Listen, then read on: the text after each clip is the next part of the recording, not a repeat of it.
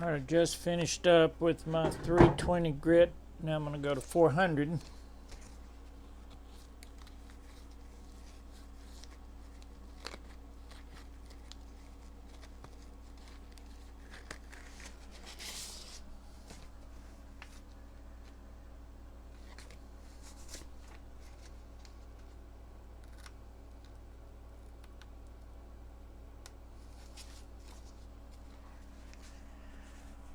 Didn't want to come apart there.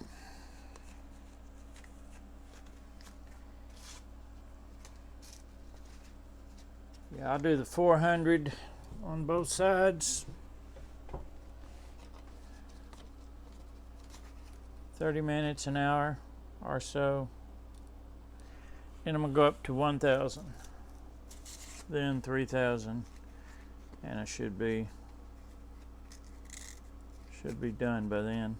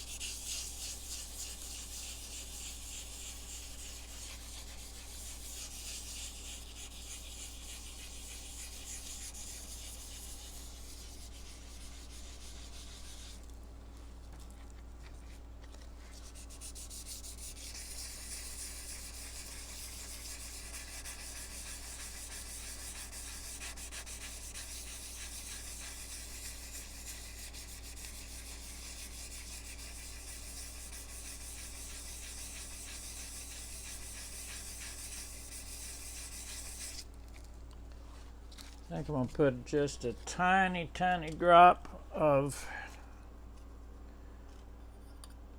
machine oil. Just a bit.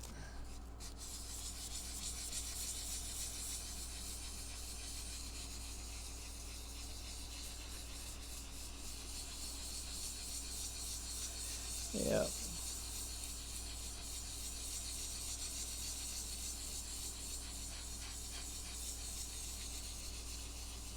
All right, I'll check back later.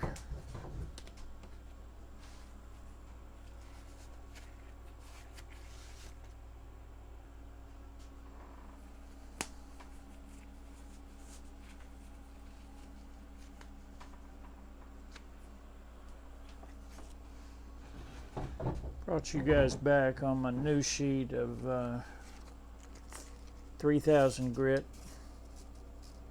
It's going to be my last sanding. I've already used some 3,000 on it, but I needed a new sheet, so finishing this up, tell you guys a story about a different time. This was back in the early 60s.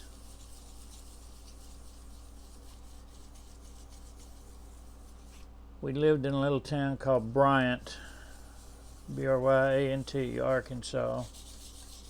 Sleepy little town. My dad worked for a guy who had a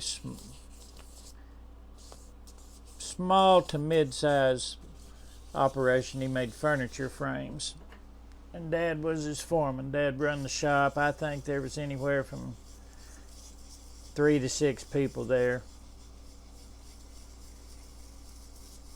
But anyway, we lived in a small little mobile home, very small. behind the shop. And the next block over, we started having kids show up that I would meet. And I met two old boys. They were brothers. They were a year apart. I won't use their last name, but name was Lynn and Terry. And look, when we were that age, 7, 8 years old, 9, you have to understand there was no internet. Hadn't come around yet.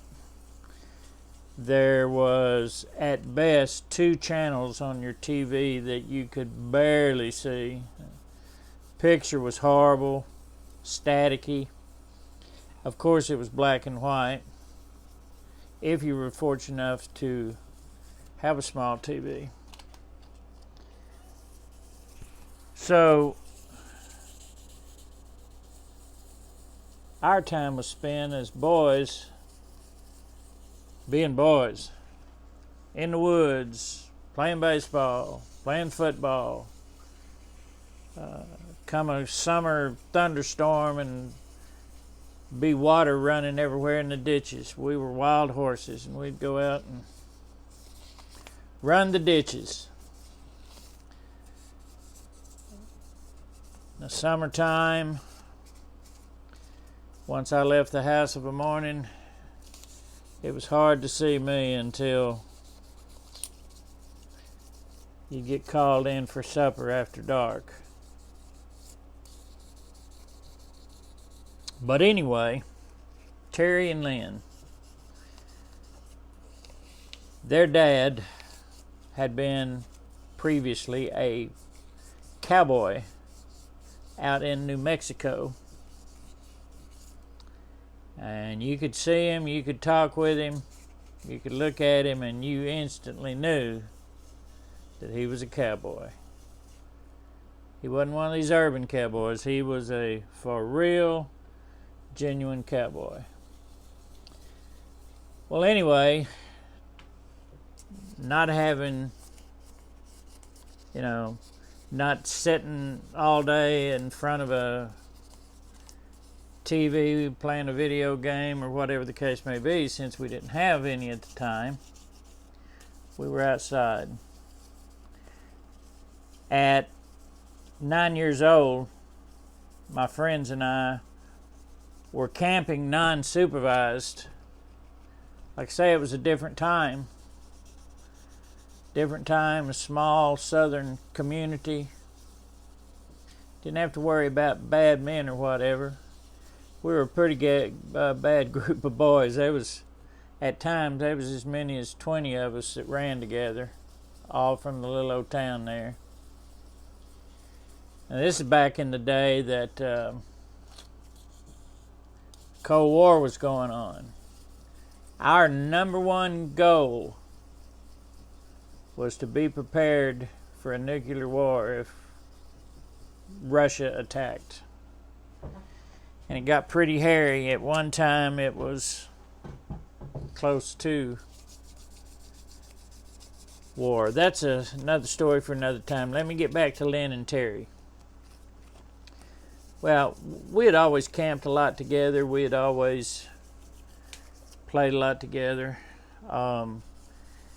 In a small town, you hear things like, oh, there's trouble, blah, blah, blah, at so-and-so's household or whatever, Back then, divorce or something like that was taboo. But Lynn and Terry's mom and dad got into an argument or something. And anyway, the next day, it was all over the news. Lynn and Terry were missing all over the community. There was no news for it to be all over.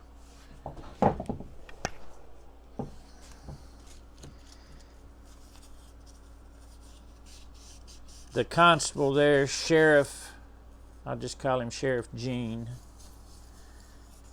asked if I'd seen the boys. No, I hadn't seen the boys. at all that day. I'd seen them the day before.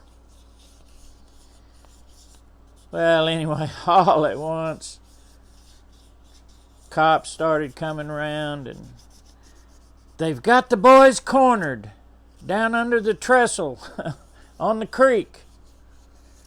Well, about 2 or 3 miles out of town, there was a little creek, ran under an iron bridge,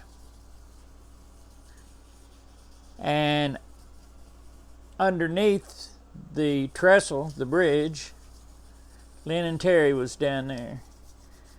And the law was trying to get them. Everybody was trying to get them to come home. They had ran away from home. And them boys had their bows and arrows. And they was whizzing arrows past the police and the people that tried to find them and all like that. And it took hours and hours and hours to get them boys to come out, because Lynn and Terry was about to do some serious damage on whoever tried to make them go back home. Hard to imagine that nowadays, some boys going off camping at that early age. But we did it, didn't think a thing about it.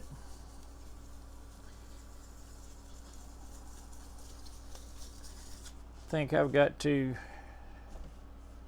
turn it over one last time.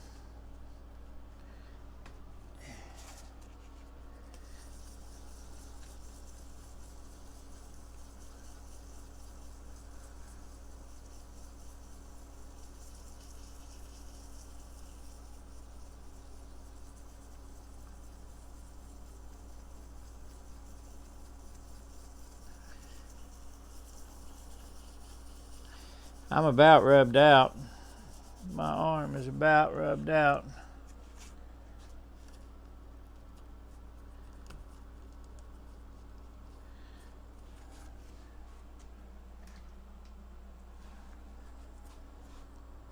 It is worn just a little bit from the sanding, so I'm going to put a little dye back on my...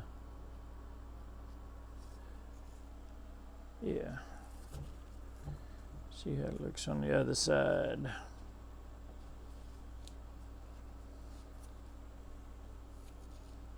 Oh yeah.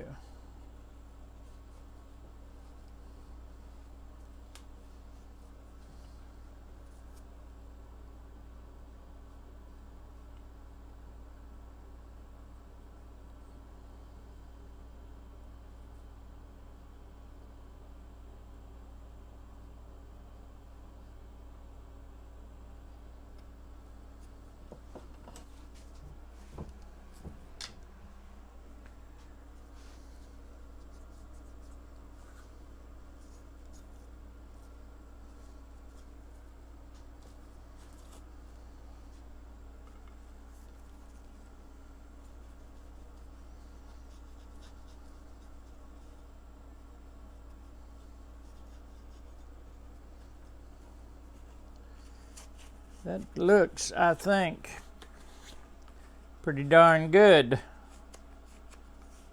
Pretty darn good.